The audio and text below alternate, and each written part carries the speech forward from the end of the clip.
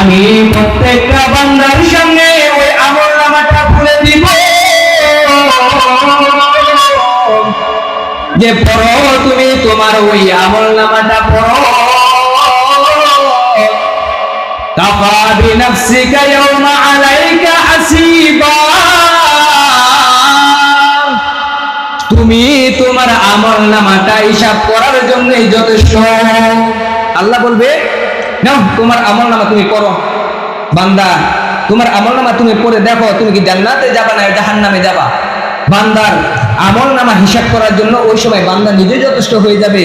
আয় হায়, আমি কি আমলনামা করলাম, কি আমল করলাম, সব আমার বিরুদ্ধে লেখা। ওই সময় বান্দা নিজে বলতে পারবে আমি জান্নাতে যাব না জাহান্নামে যাব। যারা অপরাধী তারা আমলনামা দেখে কি বলবে, কাঁপতে শুরু করবে। আমলনামা দেখবে আয় হায় আমার বিরুদ্ধে সব যা করে সব লেখা। সূরা কাহফের 49 নম্বর আয়াতে বলে বান্দা অপরাধী যারা তারা কি বলবে আমলনামা দেখে। আল্লাহ বলেন সূরা কাহফের 49 নম্বর আয়াত, ফাতারাল মুজরিমিনা মুশফিকিনা মিম্মা ফী। আল্লাহ রাব্বুল আলামিন বলেন নবী গো, কিয়ামতের কঠিন ময়দানে আপনি দেখতে পাবেন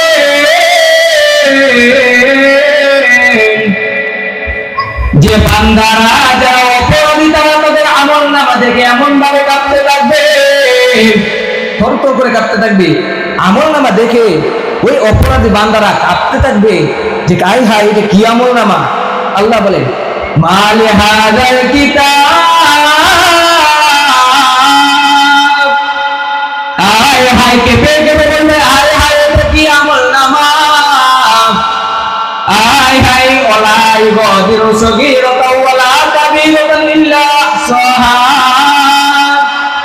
ওই অপরাধীরা কিয়ামতের কঠিন ময়দানে ওই অপরাধীরা কেঁপে কেঁপে থরথর থরথর করে কাঁপতে থাকবে আর বলতে থাকবে মালি হাযাল কিতাব, এটা কেমন আমলনামা, এটা কেমন আমলনামা। লা ইউগাদিরু সগীরাতাও ওয়ালা কাবীরাতান ইল্লা আহসাহা, ছোট বড় কোনো গুনাহ বাদ দেয় না, সব লিখে ফেলেছে। বান্দা আমলনামা দেখে বলবে আয় হায় এটা কি আমলনামা, ছোট বড় সব গুনাহ লিখে ফেলেছে। অন্যায় করেছি ওই রাতের অন্ধকারে দরজা বন্ধ করে ঘরের ভিতরে মা বাবার অগোচরে যে একটা অপরাধ করেছি ওই অপরাধ এখানে লেখা, ছোট বড় সব গুনাহ লিখে ফেলেছে। এটা কি আমলনামা, থরথর করে কাঁপতে থাকবে আর বলতে থাকবে। আল্লাহ রাব্বুল আলামিন বলেন যে কিয়ামতের কঠিন ময়দানে আপনি দেখতে পাইবেন রসূলকে বলে তারা আমলনামা দেখে থরথর থরথর করে কাঁপতে থাকবে আর বলবে আয় হায় এটা কি আমলনামা, যা করেছি সব এখানে লিখে ফেলেছে। বান্দা কেঁপে কেঁপে বলবে আয় হায় এটা কেমন আমলনামা। মা বাবার অগোচরে দিনের আলোতে রাতের অন্ধকারে রাতের বেলা দরজা বন্ধ করে একটা ছোট একটা অপরাধ করেছিলাম, এখন দেখি সব আমলনামার মধ্যে লেখা আছে, সব আমলনামার মধ্যে লেখা আছে। বাঁচার উপায় আছে? তাহলে জাহান্নামে না যাইতে হইলে গুনাহ থেকে বাঁচতে হবে কিনা, গুনাহ থেকে বাঁচতে হবে কিনা। গুনাহ থেকে যদি বাঁচতে পারি, একটা গুনার কাজ করবো নিয়ত করে ফেলেছি, ওই গুনাহ থেকে বাঁচার উপায়, গুনাহ থেকে যখন বাঁচবো ওই আমলটা কত বড় হবে, কেমন প্রিয় হবে আল্লাহ তাআলার কাছে। আবু দাউদের 1449 নম্বর হাদিস, এই হাদিসের মধ্যে বলেন তিনি বলেন সুইলা আইয়ুল আমালি আহাব্বু ইলাল্লাহ, আল্লাহ রাসূলকে জিজ্ঞাসা করে ইয়া রাসূলুল্লাহ ইয়া হাবিবাল্লাহ, আল্লাহ রাব্বুল আলামিনের কাছে কোন আমলটা সবচেয়ে প্রিয়। রাসূলকে জিজ্ঞাসা করে ইয়া রাসূলুল্লাহ কোন আমলটা সবচেয়ে প্রিয়। ওই সময় আল্লাহ রাসূল সাল্লাল্লাহু আলাইহি সাল্লাম বলে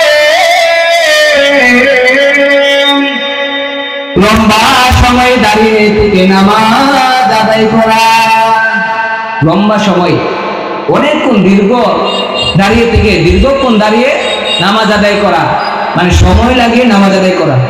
আমরা তো নামাজ পড়ি 2 মিনিটে 4 রাকাত পড়ে ফেলি।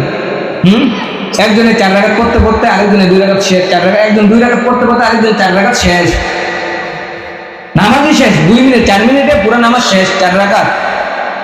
আল্লাহ রাসূল বলেন সবচাইতে প্রিয় আমল হলো দীর্ঘ সময় দাঁড়িয়ে দীর্ঘক্ষণ লাগিয়ে নামাজ আদায় করা। এটা হলো সবচাইতে প্রিয় আমল। আল্লাহ রাসূল সাল্লাল্লাহু আলাইহি ওয়াসাল্লামকে জিজ্ঞাসা করে,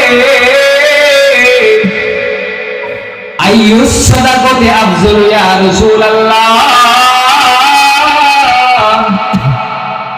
আল্লাহ রাসূল সাল্লাল্লাহু আলাইহি ওয়াসাল্লামকে জিজ্ঞাসা করে, ইয়া রাসূলুল্লাহ, যে কোন সদকাটা সবচাইতে প্রিয়, সবচাইতে উত্তম? আল্লাহ রাসূল সাল্লাল্লাহু আলাইহি ওয়াসাল্লাম বলেন, যে সদকাটা কষ্টে উপার্জিত টাকা থেকে দান করা হবে, ওই সদকাটা হলো সবচাইতে প্রিয়। কষ্টে উপার্জিত যে টাকা, অনেক দিন লাগে, 1 দিন 2 দিন 3 দিন 4 দিন অন্যের বাড়িতে কাজ করে, অন্যের জমিনে কাজ করে যখন বেতনটা পাওয়া গেল, কষ্টে উপার্জিত টাকা না এটা? আল্লাহ রাসূল বলেন, এই কষ্টের উপার্জিত টাকা থেকে যদি সামান্য পরিমাণ আল্লাহ রাস্তায় দান করো, ওই দানটা হলো আল্লাহ তাআলার কাছে সবচাইতে প্রিয়। তাহলে কষ্টে উপার্জিত টাকা হলো আল্লাহ তাআলার কাছে সবচাইতে প্রিয়। তারপরে জিজ্ঞাসা করে, যেটা আমি বলতেছিলাম, আল্লাহ রাসূল সাল্লাল্লাহু আলাইহি ওয়াসাল্লামকে জিজ্ঞাসা করেন, আইয়ুল হিজরাতি আফযালু ইয়া রাসূলুল্লাহ। ইয়া রাসূলুল্লাহ, ইয়া হাবিবাল্লাহ, নবী গো, উত্তম হিজরত কোনটা, সবচেয়ে প্রিয় হিজরত কোনটা? হিজরত তো আমরা এক নামে চিনি, মক্কা থেকে মদিনায় হিজরত করা, মানে মক্কা থেকে ছেড়ে মদিনায় চলে যাওয়ার কারণে এটা হিজরত। এটা হলো আল্লাহ তাআলার কাছে সবচেয়ে বেশি, এটা ফজিলত আলাদা। আল্লাহ রাসূলকে জিজ্ঞাসা করে যে উত্তম হিজরত কোনটা? আল্লাহ রাসূল বলেন, ওই গুনাহটা যেটা আপনি করার জন্য নিয়ত করেছেন, ওই গুনাহ থেকে হঠাৎ মনকে ফিরিয়ে আনবেন।